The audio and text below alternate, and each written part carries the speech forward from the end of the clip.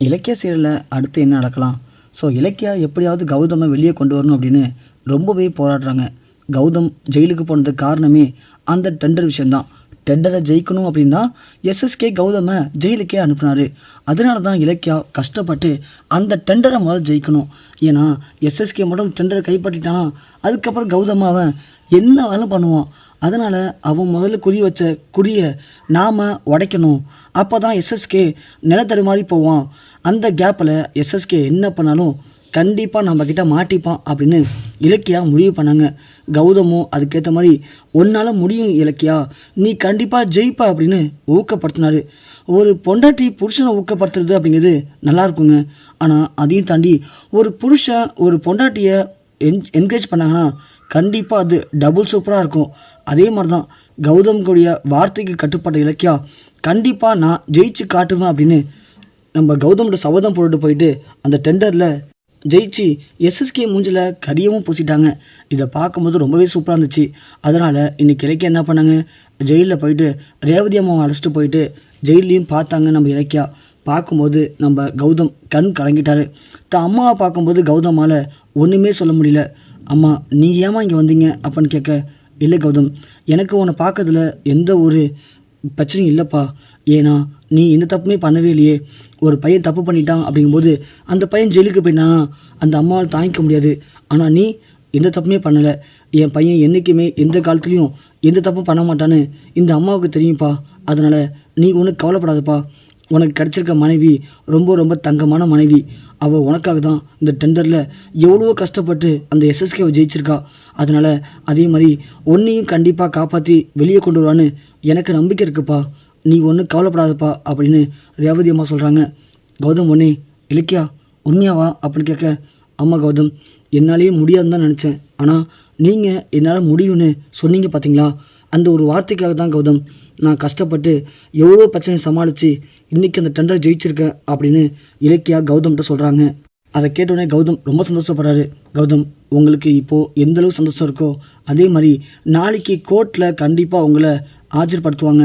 ஆனால் அதுக்குள்ளே கார்த்தியை கடத்தினது யார் அப்படின்னு நான் ஓரளவுக்கு கண்டுபிடிச்சேன்னு சொன்னால, அதை வச்சு எப்படியாவது உங்களை நாளைக்கு நிரபராதி அப்படின்னு வெளியே கொண்டு வருவேன். கௌதம், நீங்கள் எதுக்கும் கவலைப்படாமல் கொஞ்சம் நிம்மதியாக இருங்க. பாவம், நீங்கள் ஜெயிலுக்கு வந்ததுலேருந்து சரியாக சாப்பிட்றதில்ல, சரியாக தூங்குறதில்ல. உங்கள் மூஞ்சை பார்த்தாலே ரொம்ப பாவமாக இருக்குது கௌதம் எனக்கு அப்படின்னு இலக்கியா சொல்கிறாங்க. கௌதம் ஒன்னே, அதெல்லாம் ஒன்றும் இலக்கியா, நீ என்னை நினச்சி நீ ஃபீல் பண்ணிட்டுருக்காத. நீ ஒழுங்காக சாப்பிடு, கொஞ்சம் பார்த்து சேஃபாக இரு. ஏன்னா நீ மோதிட்டு இருக்கிறது இந்த எஸ்எஸ்கே கூட. அந்த எஸ்எஸ்கே ரொம்ப ரொம்ப மோசமானவன். அதனால் நீ கொஞ்சம் பார்த்து இரு இலக்கியா அப்படின்னு கௌதம் சொல்கிறாரு. சரி, டைம் முடிய போகுது, நீங்கள் கிளம்புங்க. அம்மாவை பார்த்துக்கோ, அவங்களுக்கு உடம்பு சரியில்லை, அவங்கள அதிகமாக அழிய விடாத அப்படிங்கிற மாதிரிலாம் கௌதம் இங்கே சொல்கிறாங்க. இலக்கியாவும் சரி கௌதம், நான் அத்தையை பத்திரமா பார்த்துக்கிறேன், நீங்கள் கொஞ்சம் சேஃபாக இருங்க, புரியுதான்னு சொல்லிட்டு இலக்கியா அங்கேருந்து கிளம்புறாங்க. கிளம்பி போகும்போது ரேவதி கேட்குறாங்க, என்ன இலக்கியா, கௌதமை காப்பாற்றுறதுக்கு நீ என்னம்மா பண்ணியிருக்க? என்னத்தை நீங்களே இப்படி கேட்குறீங்க? அந்த எஸ்எஸ்கே தான் கார்த்தியை கடத்தி வச்சுருக்கான். இந்த டெண்டரை கைப்பற்றணும் அப்படின்னு கார்த்தியை கடத்தி வச்சு நாடகம் போட்டு கௌதமை ஜெயிலுக்கு அனுப்பினான். இது எல்லாமே உங்களுக்கு தெரிஞ்ச விஷயந்தான். ஆனால் இப்போது எஸ்எஸ்கே கார்த்தியை எங்கே வச்சுருக்கான்னு தான் ஒன்றுமே புரிய மாட்டேது. அந்த நாகுன்னு ஒருத்தன் தான் கார்த்தியை கடத்தி வச்சுருக்கான். ஆனால் அவன் எங்கேருந்து வரான், எங்கே போகிறான்னு ஒன்றுமே புரியல. நான் போட திட்டத்தின்படி கண்டிப்பாக அந்த எஸ்எஸ்கே டெண்டரில் தோற்றதுக்கப்புறம் எப்படியும் கார்த்தியை பார்க்கறதுக்கு எஸ்எஸ்கே போவான்னு நான் எதிர்பார்த்தேன். ஆனால் எஸ்எஸ்கே இது வரைக்கும் அப்படி போகவே இல்லை. அநேகமாக நாளைக்கு கோர்ட்டு. ஸோ நாளைக்கு கோர்ட்டுக்கு போகிறதுக்குள்ளே கண்டிப்பாக அந்த எஸ்எஸ்கே நாகுவை பார்க்கறதுக்கோ இல்லை கார்த்தியை பார்க்கறதுக்கோ கண்டிப்பாக அந்த ஸ்பாட்டுக்கு போகிறதுக்கு வாய்ப்பு இருக்குது. அதனால தான் நான் ஒரு பிளான் பண்ணியிருக்கேன். கண்டிப்பாக அப்படி எஸ்எஸ்கே மட்டும் போகிறான்னா அவன் நம்ம வலையில் ஈஸியாக சிக்கிடுவான். நாளைக்கு கோர்ட்லேயும் நான் ஈஸியாக இந்த கடத்தலுக்கு கௌதம் சம்மந்தம் இல்லைன்னு நிரூபித்து கார்த்தியை கடத்தினது அந்த எஸ்எஸ்கே தானே கோர்ட்டுக்கு நிரூபித்து இந்த ஊர் உலகத்துக்கே கௌதம் நிரபராதின்னு நிரூபித்து வெளியே கொண்டு வந்துருவாத்த. நீங்கள் ஒன்றும் கவலைப்படாதீங்க அப்படின்னு இலக்கியா சொல்கிறாங்க. இலக்கியா பிளான் பண்ண மாதிரி வீட்டில் போய் உட்காந்துட்டு அந்த மைக்கை காலில் வச்சுக்கிட்டே உட்காந்துருக்காங்க. இந்த எஸ்எஸ்கே ஏதாவது பேசுகிறான்னா பார்க்கலாம் அப்படின்னு. அதே மாதிரி எஸ்எஸ்கே ஆஃபீஸ்லேருந்து நாகுக்கு கால் பண்ணுறான். நாகு, எங்கே இருக்க நீனு அப்படின்னு கேட்க, சார் உங்களை பார்க்க தான் சார் வந்துட்டுருக்கேன். ஏன் என்னாச்சு நாகு? நானே உனக்கு கால் பண்ண நினச்சேன், உன்னுடைய மிஸ்காலை பார்த்தேன், திரும்ப கூப்பிடணும்னு நினச்சேன், மறந்துட்டேன். என்னாச்சு அப்படின்னு கேட்க, இல்லை சார், கொஞ்சம் பணம் தேவைப்படுது, அதான் உங்களை பார்க்கலாம் வந்துட்டுருக்கேன் சார். சரி, ஆஃபீஸ்க்கு வா, பணத்தை வாங்கிட்டு போகலாம். அது மட்டும் இல்லை, நானும் இந்த கார்த்தியை பார்க்கணும் நாகு, அதுக்கு தான் உனக்கு கால் பண்ணேன். சார் பார்க்கலாம் சார், ஒன்றும் பிரச்சனை இல்லை சார். சரி, நான் இப்போ ஆஃபீஸாக வந்துட்டுருக்கேன், இன்னொரு 10 நிமிஷத்தில் ஆஃபீஸ் வந்துடுவேன், நீங்கள் ரெடியாக இருங்க சார், நான் போகும்போது கார்த்தியை பார்த்துட்டு போகலாம் சார் அப்படின்னு சொல்ல, சரி நாகு ஒன்றும் பிரச்சனை இல்லை, நீ வா, அங்கே நம்ம ஆளுங்க இருக்காங்கல்ல. சார் இருக்காங்க சார், நம்ம ஆளுங்க அங்கே இன்னும் 2 பேர் இருக்காங்க சார். ஓகே நாகு, ஏன் சார் இது ப்ராப்ளமா? அதெல்லாம் ஒன்றும் இல்லை, நாளைக்கு கோர்ட்டில் கேஸ் இருக்குது, அந்த கேஸில் கார்த்தியை நம்ம கடத்திருக்கோம் இல்லையா, ஸோ கார்த்தி நம்மள்ட்டே சேஃபாக இருக்கட்டும், அந்த கௌதமுக்கு நாளையோட நான் ஒரு முடிவு கட்டலான் இருக்கேன், அதனால தான் கேட்டேன்ப்பா அப்படின்னு சொல்கிறாங்க. சரிங்க சார்னு சொல்லிட்டு நாகும் ஆஃபீஸ் வரான். ஆஃபீஸ்லேருந்து பணத்தை வாங்கிட்டு எஸ்எஸ்கே கூட சேர்ந்து 2 பேரும் போகிறாங்க. இலக்கியம் என்ன பண்ணுறாங்க, அதுக்குள்ளே அவன் தம்பி நம்ம வசந்த் கால் பண்ணி, வசந்த் நான் சொல்கிற இடத்துக்கு போடா அப்படின்னு சொல்லி லொக்கேஷன் மார்க் பண்ணி அனுப்புகிறாங்க. அங்கே போய் வசந்த் வெயிட் பண்ணிகிட்டு இருக்கான். ஸோ எஸ்எஸ்கே நாகு 2 பேரும் கிளம்பி காரில் போகும்போது இங்கே வசந்த் அவங்கள ஃபாலோ பண்ணியே போகிறான்.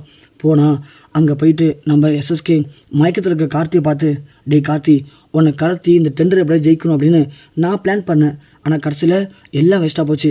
ஆனால் என்ன, நான் நினச்ச மாதிரி உங்கள் அண்ணன் ஜெயிலுக்கு போயிருக்கான், இப்போது உங்கள் அண்ணன் ஜெயிலில் தான் இருக்கான், நாளைக்கு உன்னை கடத்தலில் வழக்கில் அவன் நாளைக்கு ஆஜர்படுத்துவாங்க, நீ இது வரைக்கும் கிடைக்கவும் இல்லை, எந்த உண்மையும் கௌதம் சொல்லவும் இல்லை, அதனால் திரும்பவும் உங்கள் அண்ணனை குற்றவாளின்னு அறிவித்து ஜெயிலில் போட போகிறாங்க. நீ மட்டும் திரும்ப கிடைக்கலன்னா கண்டிப்பாக உங்கள் அண்ணன் உன்னை கொன்னுட்டான்னு சொல்லி உங்கள் அண்ணனுக்கு ஆயுள் தண்டனை கொடுக்க கூட வாய்ப்பு இருக்குது, அவனுடைய கடைசி காலம் வரைக்கும் ஜெயிலில் இருக்கிறதுக்கான வாய்ப்பு இருக்குது.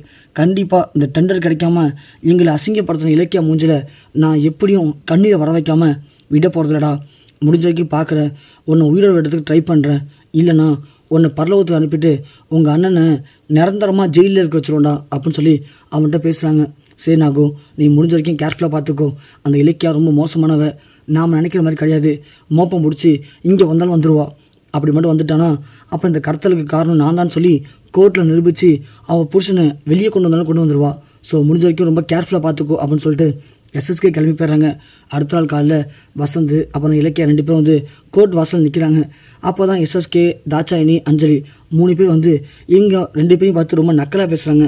என்ன இலக்கியா, டெண்டரில் ஜெயித்த மாதிரி கௌதம் நிரபராதின்னு சொல்லி வெளியே கொண்டு வந்தாலும் பார்க்குறியா? அதுக்கு வாய்ப்பே இல்லை, அந்த டெண்டரில் வேணால் அங்கே கோட்டை விட்டுருக்கலாம், ஆனால் இதில் கோட்டை விடவே மாட்டோம். கௌதம் தான் கார்த்தியை கடத்தி வச்சுருக்கான், அதுவும் சொத்துக்காக. அதை நிரூபித்து கௌதமுக்கு குறைஞ்சபட்சம் அவனுடைய ஆயுசுக்கும் ஜெயிலில் இருக்கிற மாதிரி பண்ணாமல் நான் விட மாட்டேன் அப்படி மாதிரி பேசுகிறாங்க. ஆனால் இலக்கியா அமைதியாக இருக்காங்க. வசந்த் கோவப்படுறான். இலக்கியா வசந்த் அமைதியாருன்னு சொல்கிறாங்க. கௌதம் வந்தோடனே இலக்கியா வசந்த் போய் பார்க்குறாங்க. கௌதம் ஒன்று, எதுக்கு இலக்கியா வசந்த் இங்கே அழைச்சிட்டு வந்த, வசந்த் படிக்கிற பையன், அவனை போய் இங்கெல்லாம் அழைச்சிட்டு வரலாமா அப்படின்னு கௌதம் கேட்க, கௌதம் அதெல்லாம் ஒன்றும் இல்லை கௌதம், உங்களுக்காக தான் அழைச்சிட்டு வந்தேன்னு சொல்ல, ஆமாம் அதெல்லாம் ஒன்றும் இல்லை மாமா, உங்களுக்காக இங்கே இல்லை மாமா, என்னை எங்கே வர சொன்னால் வருவோம் மாமான்னு சொல்ல, வசந்த் அதெல்லாம் ஒன்றும் இல்லை, நான் ஒன்றும் முக்கியமான கேஸில் கைதாகலை, ஏதோ என் மேலே தேவையில்லாம் பழி போட்டு இப்படி பண்ணியிருக்காங்க, அதுக்காக நீலாம் கோர்ட்டுக்கு வரணும்னு அவசியம் இல்லை வசந்த். சரி மாமா, நான் பார்த்துருங்க மாமா, ஒரு பிரச்சனை இல்லைன்னு சொல்லி கோர்ட்டு வழியும் அழைச்சிட்டு போகிறாங்க.